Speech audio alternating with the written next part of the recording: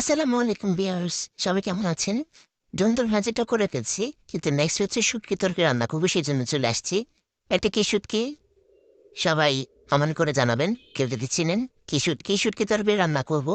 শুটকি তরকারির জন্য আমরা এখানে যা যা নিয়েছি তা আপনাদেরকে বলছি। ধুন্দুল নিয়েছি, করলা নিয়েছি, টমেটো নিয়েছি হলো পেঁপে, তারপর হচ্ছে কাঁঠালের বিচি, আলু এবং অবশ্যই শুটকি তরকারির জন্য লাগবে হচ্ছে বেগুন, কালো বেগুন। বেগুন ছাড়া কিন্তু শুটকি তরকারি কোনোভাবেই জমবে না।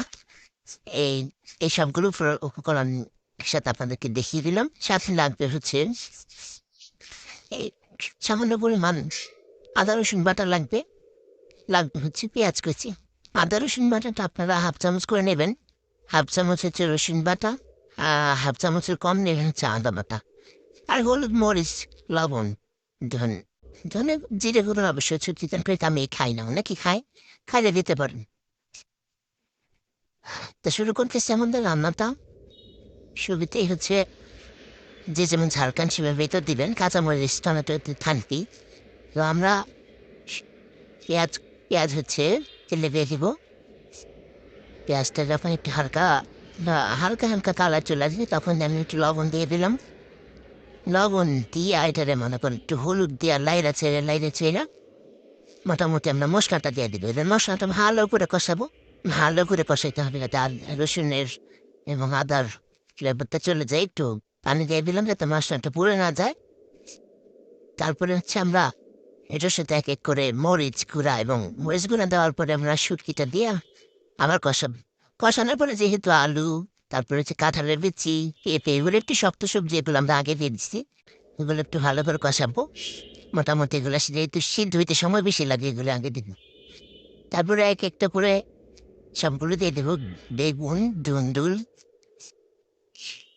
এগুলো দিয়ে একটু নেড়ে চেড়ে তারপরে একটু বেশ কিছুক্ষণ কষাবো। কষানোর পরে আস্তে আস্তে একটু যখন একটু পানি ছেড়ে দিবে, দেখে একটু কষায় নিলাম। কষানোর পরে এটা লোকটা এরকম আসবে, আবার একটু লাড়া দিব।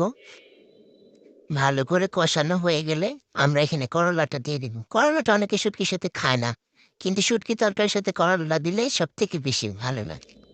আর করলাটা অনেকেরই তা দেখে পছন্দ করে না, কিন্তু এই শুটকি তরকারি দিয়ে দিয়ে খাবেন, দেখবেন একটু অতিতে লাগবে না, একদম সেরকম স্বাদ লাগে। আর যদি মনে করেন না একটু দিতে লাগলেও সমস্যা, তাহলে লবণ দিয়ে ভাই খেতে পানি দেখা লাগবেন শেষ। আপনাদের কোনো তেতার গোষ্ঠীও পাবেন না, করলা না মিষ্টি কুমড়া এই বুঝবেন না। তবে ঢাকনা দিয়ে দিছি, ভালো করে কষে গেলে এটাকে আমরা আবার নেড়ে চেড়ে দিব। নেড়ে চেড়ে দিয়ে মনে করেন এটা যখন মাখা মাখা হয়ে যাবে, মশলাটার সাথে দেখেন কি ইয়াম্মি একটা লুক আসছে।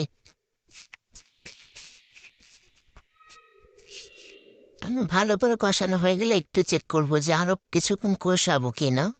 হ্যাঁ, যেহেতু কাঁঠালের বিচিটা নতুন মাত্র আমার বাসায় হচ্ছে কাঁঠাল মাত্র আনা হয়েছে, সেই বিচিগুলাই আসলে দিয়ে দিছি। বিচিগুলার চামড়া উঠে তো অনেক কষ্ট হয়েছে, কারণ ভালো করে শুকায় নাই তো। গতকালকের কাঁঠাল ছিল, তো সেটা দিয়ে আমরা ভালো করে কষাইতে চাই, আমরা জল দিয়ে দিলাম। ভালো করে হচ্ছে আমরা নেড়ে চেড়ে এটাকে ঢাকা দিয়ে দেবো, যাতে ভালো করে ওটা সেদ্ধ হয়ে যায়, সুন্দর করে হয়ে যায়। শুটকি তরকারি তো অবশ্য এত বেশি ঝামেলা নাই, ইজিলি হয়ে যায়। এটা এখন ভালো করে জাল আসলে বসালে মোটামুটি হয়ে যাবে, আর কোনো প্যারা নাই।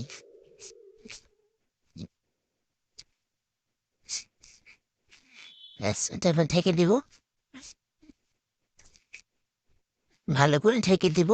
ঢেকে দেওয়ার পরে যখন এটা মোটামুটি বেশ ভালো জাল হয়ে আসবে, তখন আমরা হচ্ছে টমেটোটা অ্যাড করবো। ঠিক আছে, দেখেন এটার লোকটা দেখেন। শুটকি তরকারি অবশ্য ঝোল কম কমই খায়, একটু মাখামাখো করে খায়। শুটকি তরকারিতে ওভার ওভার কোনো ঝোল কেউ রাখে না, সেরকম আমিও রাখবো না।